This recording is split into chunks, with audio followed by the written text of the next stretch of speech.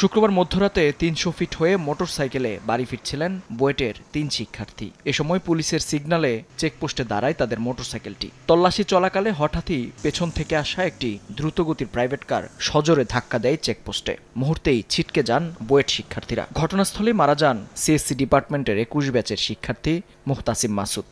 আর গুরুতর আহত হন একই ব্যাচের আরও ২ শিক্ষার্থী অমিত সাহা ও মেহেদী হাসান। তাৎক্ষণিকভাবে অভিযুক্ত ৩ জনকে আটক করে রূপগঞ্জ থানায় নিয়ে যায় আইনশৃঙ্খলা বাহিনী। ঘটনা জানাজানি হলে সকাল থেকেই থানায় অবস্থান নেয় বুয়েট শিক্ষার্থীরা। তাদের দাবি, মদ্যপ অবস্থায় গাড়ি চালিয়ে হত্যা করা হয় মাসুদকে।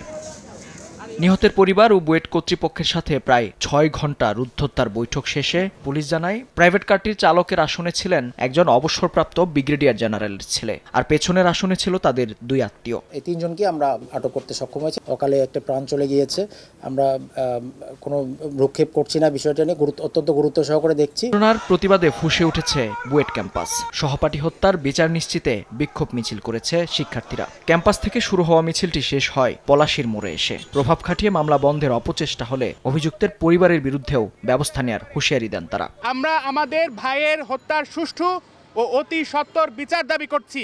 তদন্ত কার্যক্রমে বাধা দানের চেষ্টা করলে তাদের বিরুদ্ধে অভিযোগ সাপেক্ষে আইনানুগ ব্যবস্থা গ্রহণ করতে হবে।